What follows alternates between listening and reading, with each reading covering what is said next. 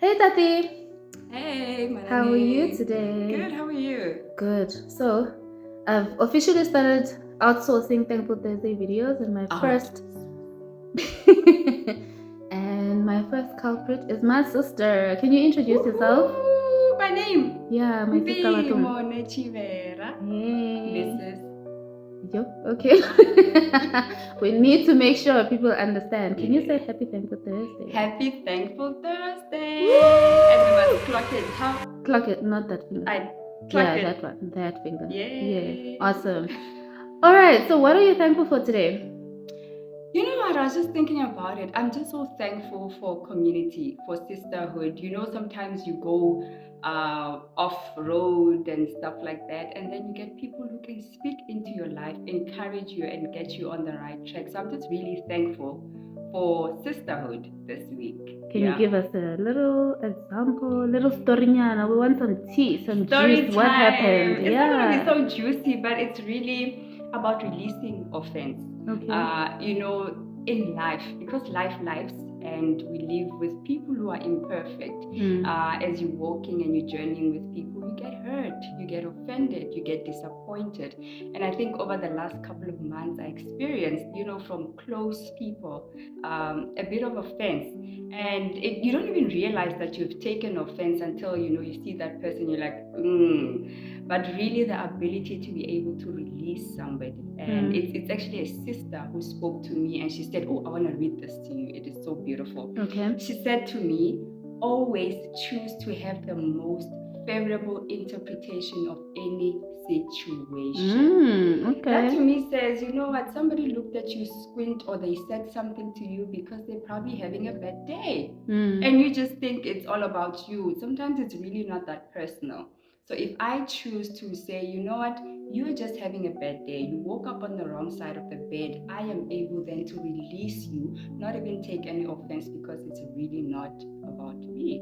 Okay, that is Yeah. beautiful. So so let's say somebody squints at me and looks at me a little sly, answers me very bad. How do I practically release a person?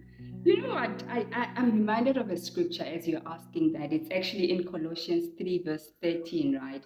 This is in the New Living Translation. So it actually says, make allowances for each other's faults and forgive anyone who offends you. Remember, the Lord forgave you as you must forgive other people. And when you think about making an allowance, it's about thinking that, you know what? People will be imperfect. People are people, they will be imperfect, they will make mistakes. So if I make allowance for them to make mistakes, that means I can give them grace. So that's the beautiful thing about this. In as much as you give yourself grace, you say, you know what, they meant good. They didn't mean to intentionally harm me. So if I extend somebody that same level of grace, then I can easily just let it go. And like my pastor would say, shake it off. Ooh.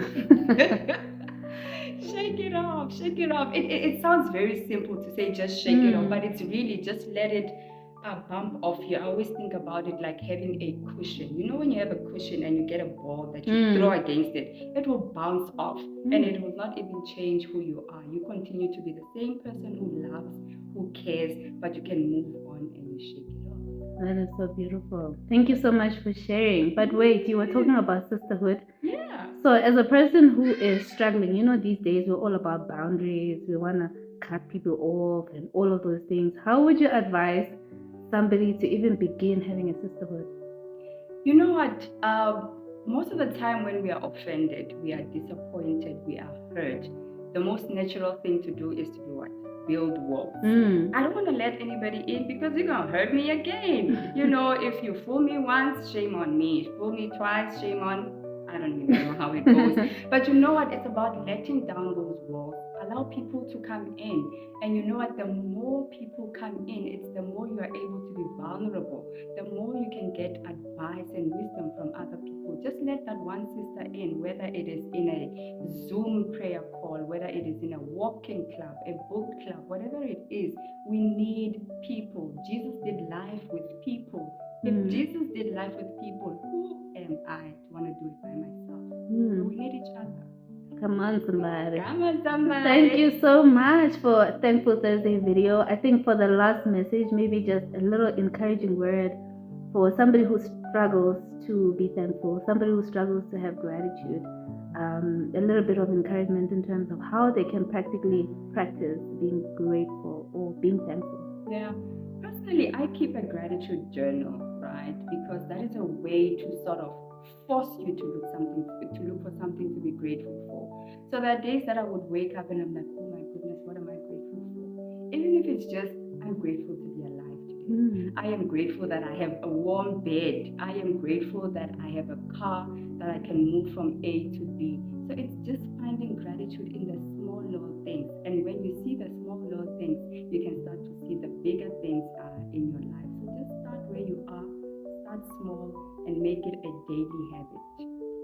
Wow, that is so beautiful. Thank you so much for letting me hijack your day. Thank you. I'm sure you were here for something else, and I decided, you know what, I'm going to hit record.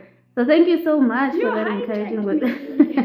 I really did. Thank you so much for being my first guinea pig in my Thankful Thursday outsourcing challenge. Thank you so much. All right. Bye.